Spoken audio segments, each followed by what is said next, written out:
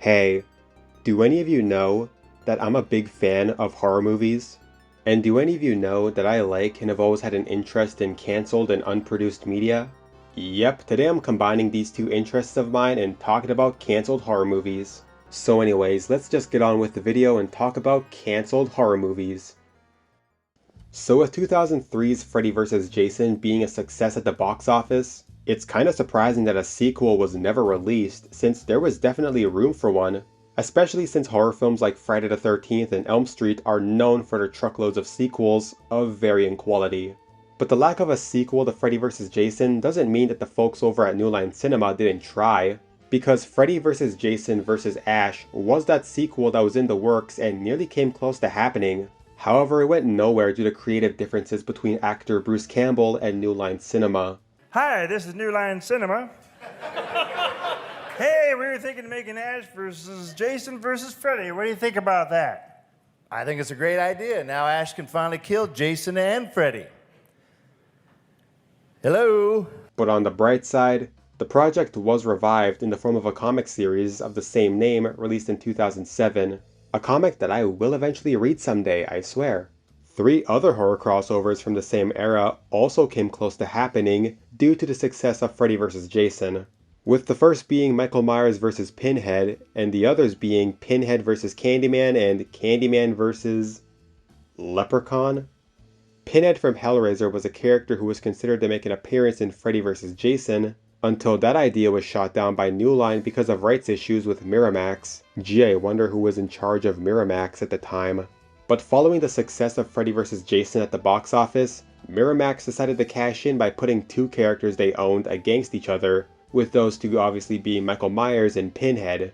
According to Pinhead actor Doug Bradley, Hellraiser creator Clive Barker and Halloween creator John Carpenter were considered to return for this project, with Barker writing and Carpenter directing.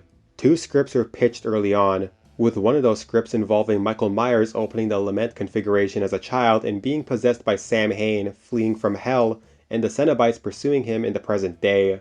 Ultimately, the project ended up going nowhere due to being rejected by Halloween producer and Godfather Mustafa Akkad, supposedly because of negative responses from fans. Pinhead vs. Candyman never ended up happening because Hellraiser and Candyman creator Clive Barker was against the idea, and Candyman vs. Leprechaun on the other hand never happened because actor Tony Todd simply refused to be in it. All of these films were pretty much only greenlit because money-hungry executives wanted to cash in on a recent success, and I personally think that it was for the better that none of these ended up happening because nothing of value was lost. Friday the 13th has had a fair share of unmade films, with the first being a sequel to the 2009 reboot. It was very briefly in development and even had a script written before getting quickly cancelled in 2010 by the fine folks over at Warner Brothers. In 2013, WB gave up and relinquished the rights to future Friday and South Park movies back to Paramount, simply because Warner Brothers really wanted to co-finance and distribute Christopher Nolan's Interstellar. Because Warner Brothers loves Christopher Nolan and will do anything for him. And hey, they're still desperate for him to this day. While no South Park movie was ever made in the 2010s, Paramount did attempt to make a new Friday film with various ideas being thrown around, such as a found footage film and an origin story for Jason. But after several delays and various writers and directors coming and going, the film was ultimately cancelled in early 2017, with the rights expiring in 2018 and then reverting back to WB and New Line. Until legal issues started with original Friday writer Victor Miller that took forever to get resolved. Hopefully that A24 Crystal Lake series doesn't get cancelled. Halloween has also had a fair share of cancelled movies, with one of those being an earlier version of Halloween 2 that would have taken place a few years after the first, with Michael stalking Laurie in a high-rise apartment, until that idea was dropped to instead have the film take place immediately after the first film and have Michael stalking Laurie in a hospital. 2 separate versions of Halloween 4 were in development, with the first being a standalone film similar to Halloween 3 and was said to be a ghost story, and then the other was said to be written and directed by John Carpenter. It went absolutely nowhere due to creative differences between Carpenter and Mustafa Akkad, which led to John Carpenter and Deborah Hill selling their stakes in the Halloween franchise back to Mustafa Akkad, and resulting in the Halloween 4 that we ended up getting. Good evening, I'm Michael Myers. I have enormous psychological problems and I'm going to take them out on you. Halloween 3D was a sequel to the Rob Zombie films that went nowhere due to the negative responses to those movies, and losing the rights to the franchise. Also, there was Halloween Returns, a film that got cancelled because lost the rights. Hey, did any of you know that Texas Chainsaw Massacre and Poltergeist director Toby Hooper was at one point gonna direct a Spider-Man movie in the 80s? Now some of you might be asking, what does Spider-Man have to do with horror? Well, this practically had nothing to do with Spider-Man. In 1985, Marvel optioned the film rights to Spider-Man to B-movie studio Cannon Films for $250,000. However, the folks over at Cannon Films had no idea who Spider-Man was, and had a treatment written based on their misconception of the character, which would have been about a scientist turning Peter Parker into a mutant 8-armed monster in a similar vein to David Cronenberg's The Fly. Marvel and Stan Lee were obviously not happy about this, and had Cannon develop a more comic-accurate film that never ended up happening due to the Spider-Man film rights expiring. And that led to a whole nother can of worms happening that I might talk about in a video about cancelled Marvel movies. For cancelled horror video game movies, legendary film director George A. Romero was originally set to direct an adaptation of Capcom's Resident Evil for the scumbags at Constantine Films. Romero was a fan of the games and even directed a commercial for RE2 that only aired in Japan, where the game is called Biohazard 2. Romero wrote a draft in 6 weeks and it was apparently pretty faithful to the first game, with it focusing on Chris and Claire at the Spencer Mansion. But Capcom and Sony rejected the script and fired Romero, with them eventually hiring Mortal Kombat director Paul W.S. Anderson to make a Resident Evil movie starring his wife as his OC. And that would somehow get 5 billion sequels as well as reboots that are only being made in order to keep the film rights to Resident Evil. Kinda like the Fantastic Four movies, from the same fucking company. Also, does anyone else realize that Paul W.S. Anderson basically married his OC in real life? Also, speaking of Paul W.S. Anderson, in the mid to late 2000s, a live-action Castlevania movie was announced and set up at Rogue Pictures, with Anderson set to direct and write a botched film adaptation that would have taken place throughout different time periods, and would have featured an original character, likely played by his wife Mila Jovovich. Ultimately, this project ended up in development hell due to Universal selling Rogue Pictures and the 2007 writer's strike. Although interestingly enough, Saw, Aquaman and Conjuring director James Wan was later set to direct and write the film, with him even eyeing Nicolas Cage to play Dracula, before the film was eventually cancelled for good. In 2015, Warner Bros. Was originally set to make a Five Nights at Freddy's movie, until they did nothing with the film and decided to put the film in turnaround in 2017, with Blumhouse eventually acquiring the rights and finally releasing a Five Nights at Freddy's movie in 2023. Yeah, just add that onto the pile of the many mistakes made by the dumbest fucking media company on the planet. However, there are rumors that the 2019 Banana Splits movie reused and reworked a scrapped script from this canned WB Five Nights at Freddy's movie. However, there's no evidence to this and it's only speculation.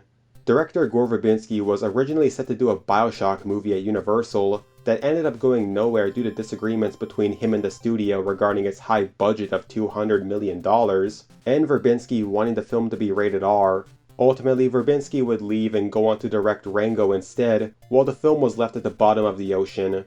But it appears that Netflix got the rights to make a BioShock movie, and it's apparently still happening as of the writing of this video, so we'll have to wait and see if the film actually happens or not. Before I move on to the last third of the video, I thought I'd do a quick lightning round of cancelled horror movies where I don't have much to say about. David Cronenberg's Frankenstein, World War Z 2, Return of the Killer Clowns in 3D, Alien 5, Child's Play on Elm Street. I don't know if much work was done on this, aside from it being an idea from Chucky creator Don Mancini. And of course, we finally have The Dark Universe, a franchise that would have featured Universal's classic monsters together in a big cinematic universe that was meant to compete with Marvel. But following the failure of 2017's The Mummy, these plans were ultimately abandoned and we only ended up with one movie, much like the fucking Hanna-Barbera cinematic universe. Ghostbusters Hellbent was intended to be the third installment of the beloved franchise, where the Ghostbusters are transported to a parallel universe version of Manhattan called Manhattan, where the people and places are hellish versions of Earth, with the characters meeting and confronting the devil himself. but kinda fittingly, the film languished in development hell simply because Bill Murray didn't want to be in it. But we would eventually get Ghostbusters Afterlife. But that's a completely different film, and it's why I did not include it in the Reworked segment. Also, there was the 2009 video game that was kinda the third movie. Throughout the 90s, a sequel to Beetlejuice was fast-tracked into production due to the massive success and popularity of the film. One of those ideas was Beetlejuice Goes Hawaiian, a film that would have mixed German expressionism and surfer movie vibes, in a plot that would have seen the Dietz family move to Hawaii and have Beetlejuice become a hero by winning a surfing contest. By 1997, the film was completely dead, and a sequel to Beetlejuice languished in development hell for many years, with various ideas floating around until a sequel was finally released in 2024. A fine trade-off to what we could have got, even if the film sounded shitty and appropriately batshit crazy. While on the subject of Tim Burton, in the early 2010s, Burton was set to direct the stop-motion Addams Family movie for Illumination, until it went nowhere and was canned around 2012-2013, with MGM eventually scooping up the rights to release whatever the fuck this is, from the same people in studio who gave us the all-time classic, Sausage Party. Okay, Conrad and Greg, what the fuck? Eventually, Burton would eventually get to work on the extremely popular Wednesday show on Netflix, where he served as an executive producer and even directed a few episodes. Around the mid-90s, a film based on Goosebumps was set up at Fox, with legendary director George A. Romero writing a script and wanting to direct. The film was set to be based on the first book, Welcome to Deadhouse, with some slight changes such as added criticism of capitalism. Romero's involvement ended up going nowhere, but in 1998, Tim Burton eventually became involved and was intended to direct, until nothing happened again, as Burton would instead choose to direct Superman Lives, another film that ended up going nowhere. To end things off, we have a few reworked projects that I feel like mentioning. Firstly, we have Army of Darkness 2, which was set to be a continuation of Ash's story in Army of Darkness following the success of Evil Dead 2013. But AOD2 was simply reworked into the TV show Ash vs. Evil Dead, which was honestly the best decision made, since TV has more story potential than a movie because you don't have to cram everything into a 90-minute film.